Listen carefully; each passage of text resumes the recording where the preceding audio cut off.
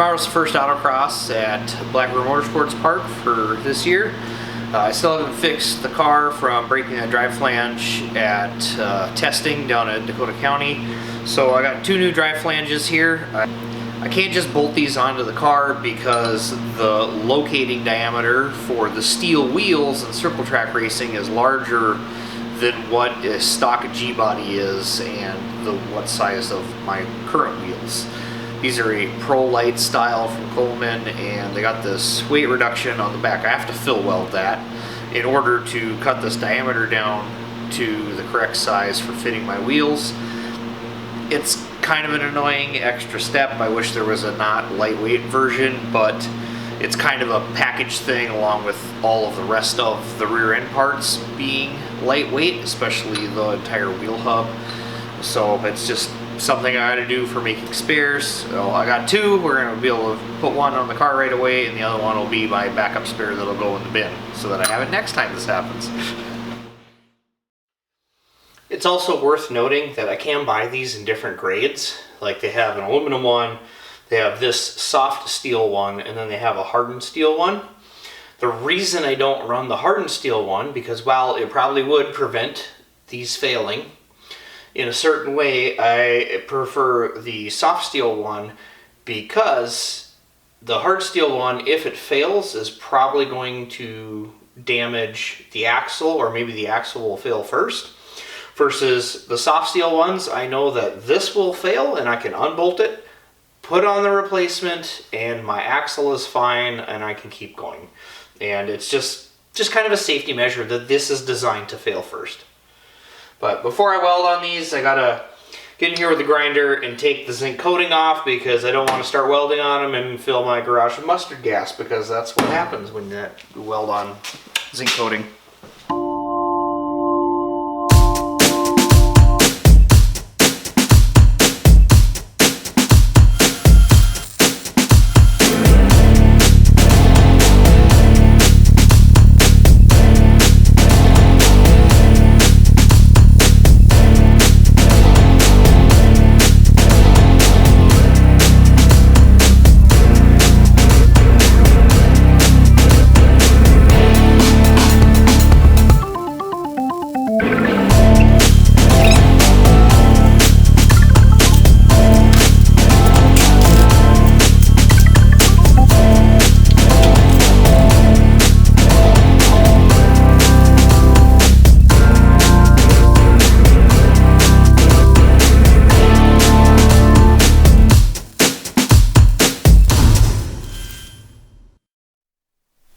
As you can see, they get hot just going straight with the weld, but I'm happy. I just done a good job with the grinding on it, because it's a little smoky in here, but I'm not choking and feeling like I'm dying, so definitely got enough of the zinc plating ground off before welding on it.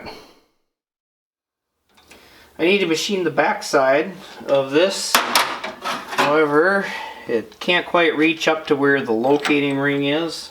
That's what I would like to hold on to, and I don't want to swap to my bigger set of jaws right now. So I'm going to use these shims as spacers to square it up.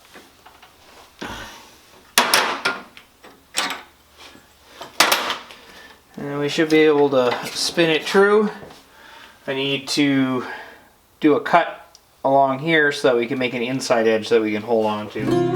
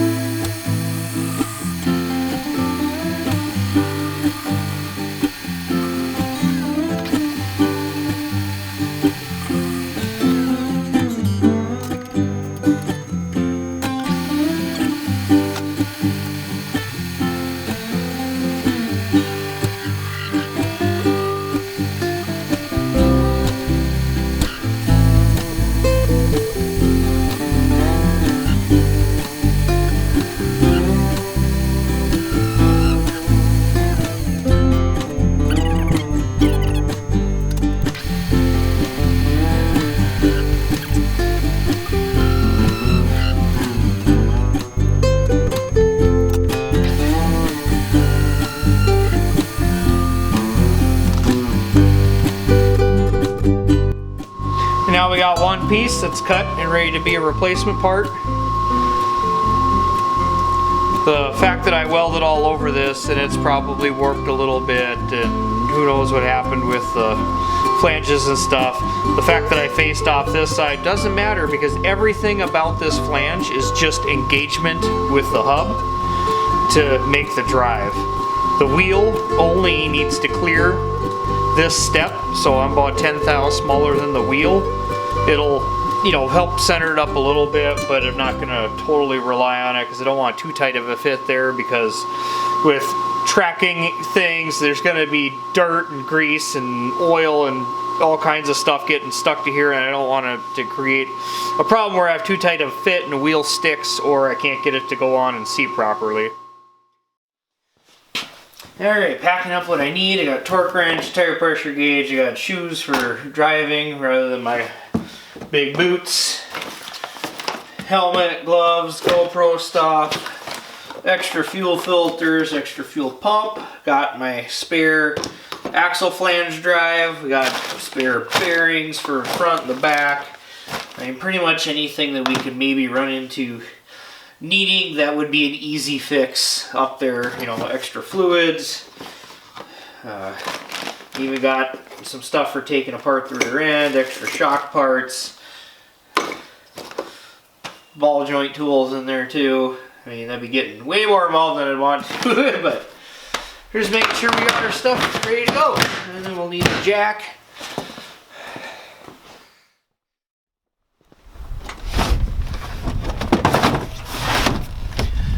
Also got a chair and toolkit here, toolbox up there so it doesn't rattle everywhere.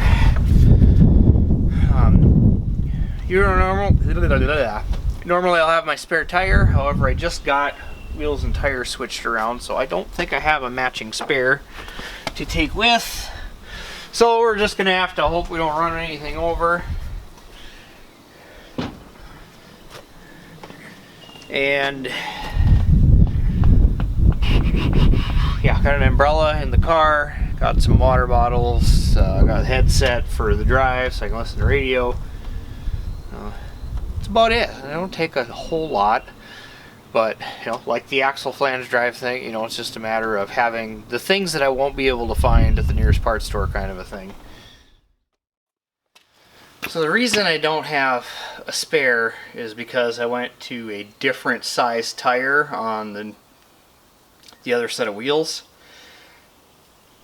and I'm realizing I have a correct size tire that I could use for a spare. I also have a wheel that'll hold air, but it's been in a crash, and I got one that got wrecked when the ball joint broke. The problem is, the one that holds air is my garage art from when I hit the wall at Watkins Glen and had my first crash, and it's kind of like, well, I mean, it's cool to have that. Could also use a spare tire, and I wouldn't have to buy a new wheel. I don't know if I'm going to worry about it today or tomorrow though. So this is a tire size difference. It's a 295/40 versus a 275/35. I think I might just swap them. Because, I mean, I got them on here. I'm going to make use of them because I literally got the tires for free. They're got 40 miles on. They're basically brand new. Might as well use them up. So, yeah, I should probably just put them on the car. And if I got rubbing issues somewhere, we'll just make it not rub anymore.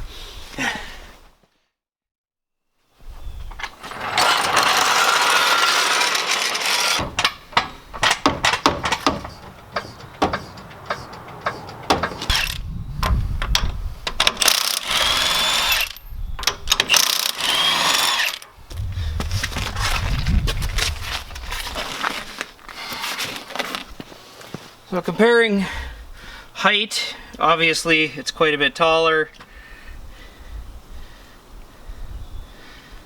There might be slightly more rubber that's going to contact the road width-wise. big thing I'm excited about is the taller. More sidewall means a little more squish. Hopefully what that'll translate into is more grip on throttle and braking in the back a little bit anyway, and maybe it'll take a little more slip angle in the front, which would be really nice because it seems like I'm constantly fighting turning the wheel and just exceeding the slip angle of the tire, and it just kind of pushes and understeers. So, but we gotta make sure they fit first.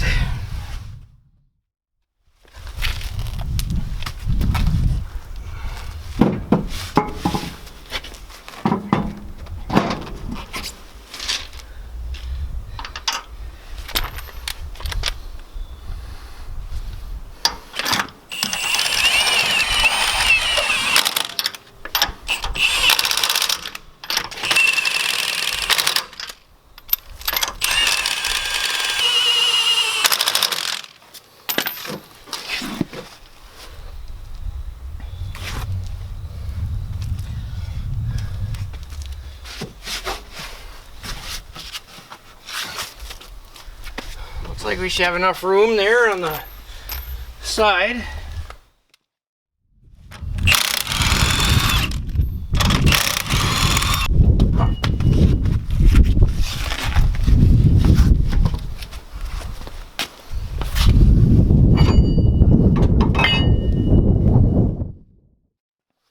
Alright, got my new drive flange. Put some grease in there. It's already got plenty of grease on the axle, but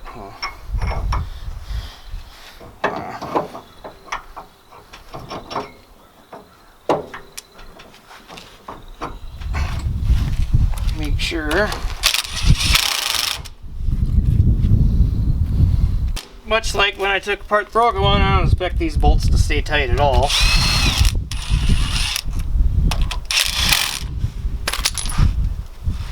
One broken off in there anyway. They always come loose. I'm not worried about it.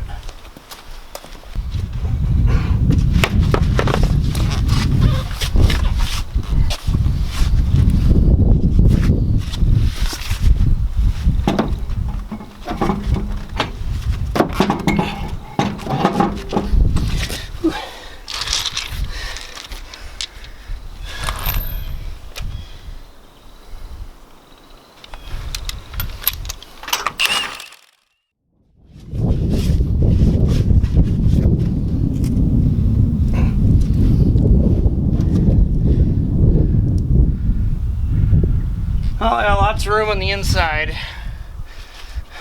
This one's pretty tight to the fender, more so than the other side, but it'll still clear. And as the suspension moves there, this will actually swing in an arc, so it should generate more clearance as it goes down, kind of a thing.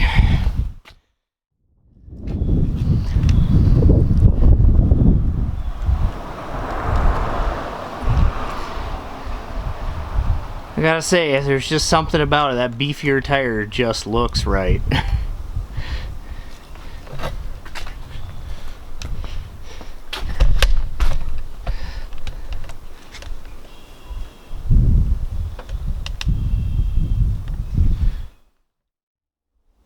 It doesn't look like we're gonna have any issues with clearance problems. I mean, when I was jacking up the front, it was squatting down the backs, and we didn't have anything even get close. I don't know, I think it looks a lot better with the big tires on it.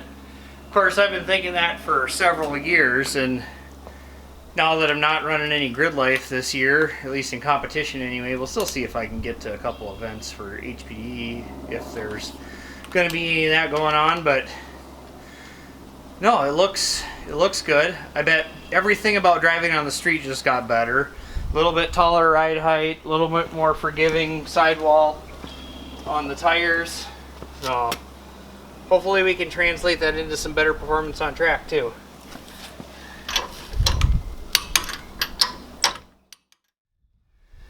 So really the only thing left now is going to be resetting the speedo, because obviously these tall tires are going to be a totally different RPM. And I'm going to be going way faster than it says I'm going, so better get that set, or keep that in mind tomorrow when I'm driving it. Actually, tomorrow out on the highway would be a good place to set it for, you know, 1 mile, being as there's mile markers along the interstate. But we'll check back in tomorrow when we're racing.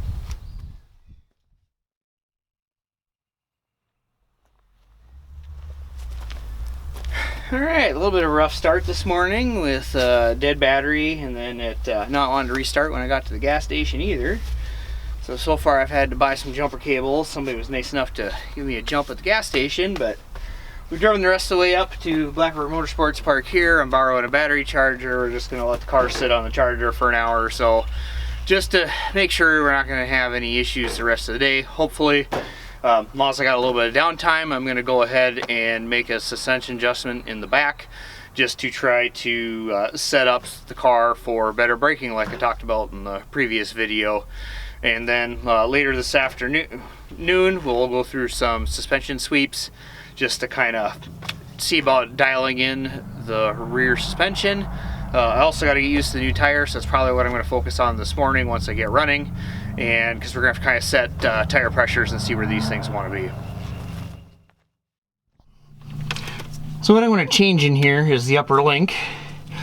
You can see how we're all the way up at the top on the axle side and pretty low on the front side. Actually, we got more adjustment there, but so what I'm going to do is level that arm out more, because the downward angle is what creates lift and therefore tire plant on throttle. But when you go to the brakes, it acts the opposite, in which case it starts lifting the axle up off of the ground relative to the body, kind of a thing. So we flatten that one out some more, either by moving it down in the rear here or up in the front.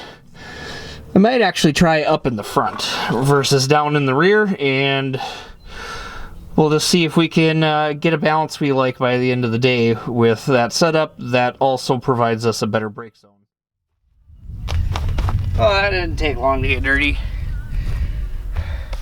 I went up one hole on the chassis side, so with a little bit of axle drooping, or rather the body being up, kind of like if it was on the brakes. That bar looks to be about level now, so it shouldn't be making much of an influence. I mean, when you get on the brakes, it's still going to be lifting some until it kind of comes up to that equilibrium. I'm just hoping for overall a little bit better braking performance out of the rear on this, because the heavy locking up is just not any fun. I've also initially set the rear coilovers at 4 compression, 4 rebound. I'm probably going to do 5 and 5 in the front just for a baseline place to start, and we'll go from there.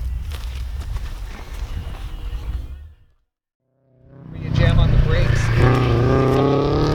kind of it whips when you come through the exit, and you're getting on the brakes right away, and so you dive on the brakes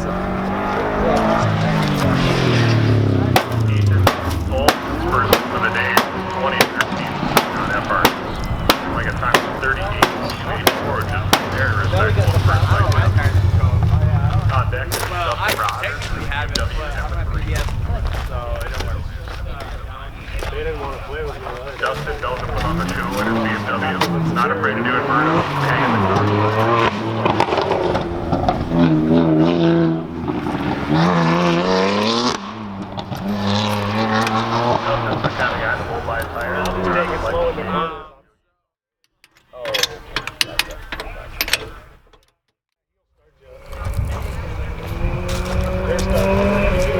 So I checked the tire pressures before my first rounds. They're up at 40 just from the drive up. I think I had them set at 35 when we put them on. So I dropped them down to 30 all the way around just to see. The fronts came up to about 33, 34. So we'll see if maybe they're happy around 35. That's what the other tires were at. But a different tire is going to be a different pressure. So we gotta figure that out as we go. It felt like the front end had good grip. I have no complaints about that. The back, struggling for a little bit of grip. I mean, it just wants to kind of spin instead of hook and go. A lot of that's probably a tire compound. You know, these GTs versus the Falcons, but with a little more suspension tuning might be able to alleviate that problem. Still getting rear brake lock up, so maybe I got to make an adjustment there. Just have to see how the day goes.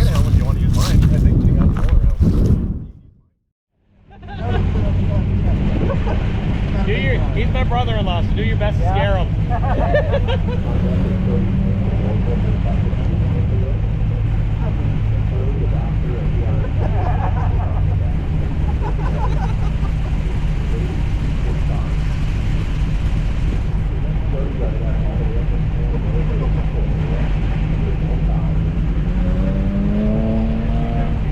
Yeah, well, the first time I took him for a ride there, I stopped, he looked at his legs and said, I want one.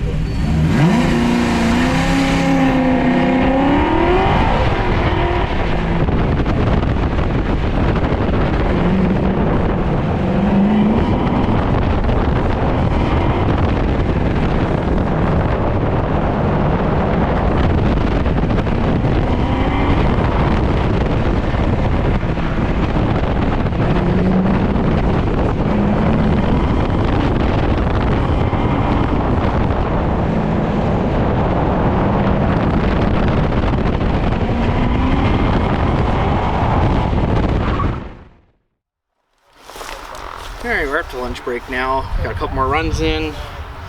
I've been adjusting tire pressures and the shocks a little bit, so I like to do 3 runs and then come back and then do 3 runs again. I've gone up on the compression in the front a little bit to help with steering response, and it should help keep the nose up a little bit more when I get on the brakes. I just can't go too stiff because it is kind of a rough course.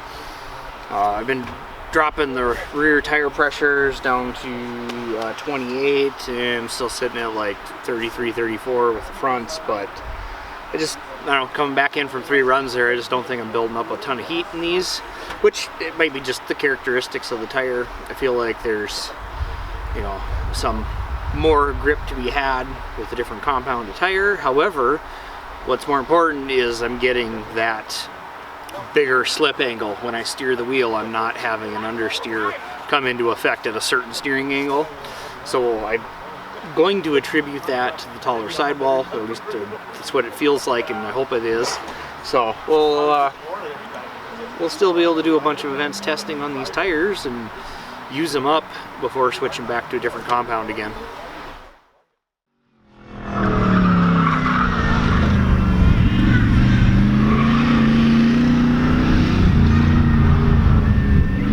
Craig's first time autocrossing in the Dodge Challenger. Went from a 46 to a 44 to a 43.4.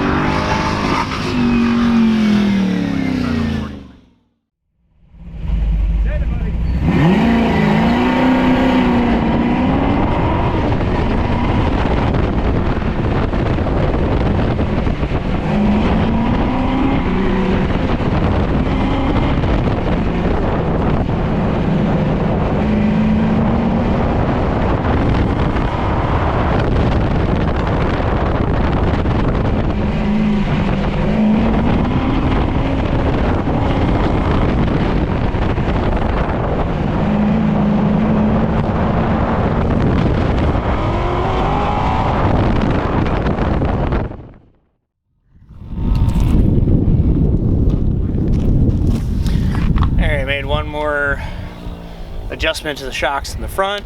More compression seems to be helping, so it might be lending to needing a little more spring in the front end of the car, just because then I can run a lower shock setting still for it soaking up bumps, but a little more spring might keep the weight transfer down, especially when getting on the brakes. We're going to do one more run to baseline. I did drop the rear tire pressures down to 27 now. We're still sitting at 33 in the fronts. Warming up in the afternoon here. The track picked up a little grip. I improved 4/10 off my best last couple of runs. So we're going to do another baseline run here, and then we'll start changing some more stuff in the rear suspension.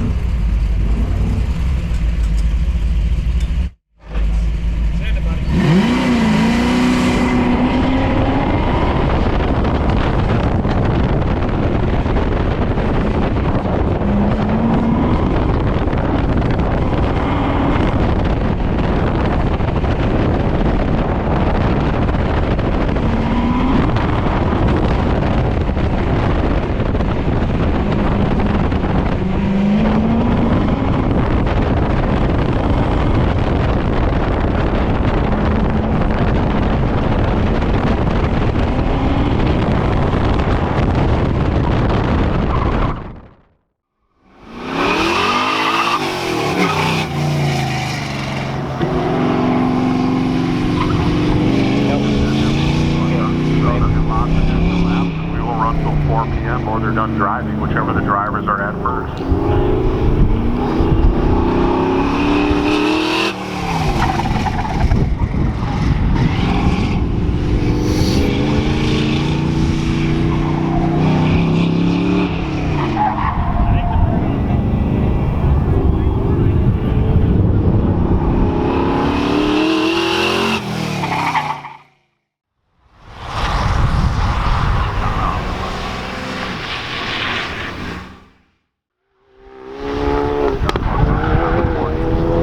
Try to keep the playing field level for everybody.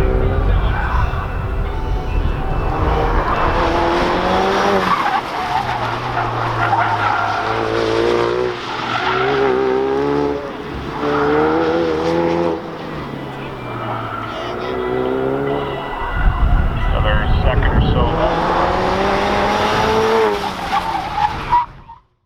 And then I just started doing it myself and figuring it out. And I mean, I've been all from one end to the other on setups and stuff because I've tried a lot of it. And it's like you realize that maximizing one thing will turn around and end up costing you in another area. And it's all about what works the way you want to drive and what the car actually wants for being able to make it handle. Because there was a point in time with my Cutlass there, like it wouldn't drive off the corner to save its life. But you know what? I could drive it to the last brake mark and slam on the brakes and it would slow down and take slow. And that part was impressive, but then as soon as I got to corner exit, I give up everything I gained on corner exit.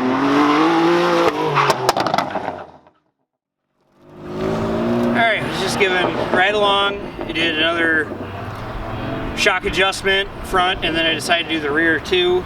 And second pass out of the 3, I went 34 flat, which is my fastest run of the whole day. And then we had to sit and wait, and tires cooled off a little bit. And then on my third run, I did a 34.1. So I think this is an even better setup. I like that we're going in the right direction with this. I'm also noticing that with these bigger sidewalls, I'm able to run more compression in the front than I have been able to here any time prior on the shorter sidewalls. So hopefully that is something that'll correlate, because I'd rather be able to absorb a little bit of bump and still have grip by using the tire for it, and then keeping the shocks set where they can give me the response I want for doing like a slalom. And back home. Sorry I don't have more videos of runs, especially from later in the day, because I'm just terrible about remembering to turn on my GoPro.